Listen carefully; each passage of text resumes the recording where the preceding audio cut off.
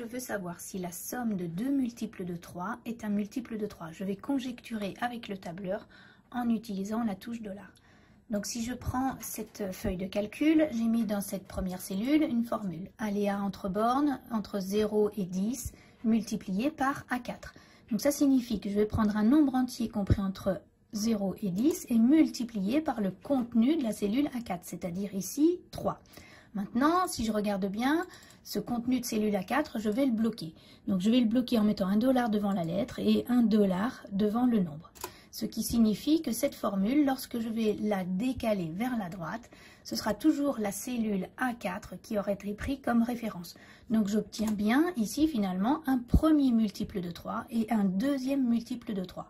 Je peux à nouveau cliquer ici et proposer un aléa entre 0 et 100 pour avoir plus de possibilités en multiples de 3.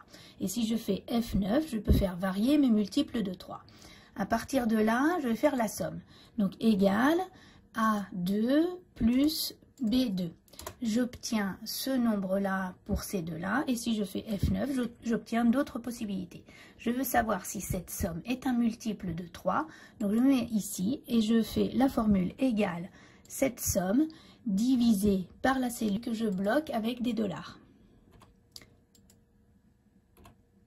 Et j'obtiens à nouveau un nombre entier. Donc, l'intérêt d'utiliser la formule avec $A, $4, c'est que maintenant, si finalement, au lieu de 3, je mets 7, eh bien, tout sera refait automatiquement avec des multiples de 7. Et ici, si je clique, j'ai bien finalement la somme divisée par le contenu de la cellule A4, c'est-à-dire 7.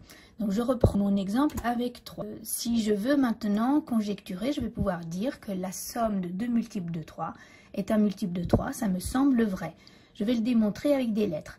Donc, un premier multiple de 3 qui s'écrit 3 fois n avec n un nombre entier. Un deuxième multiple de 3 qui s'écrit 3 fois p avec p un nombre entier. Je fais la somme et je vais utiliser une propriété de cinquième qui est la simple distributivité dans le sens factorisé pour me dire que 3 fois n plus 3 fois p, c'est égal à 3 fois n plus p. N et p étant des entiers, la somme est un entier, donc 3 fois un entier, ça me justifie que c'est un multiple de 3.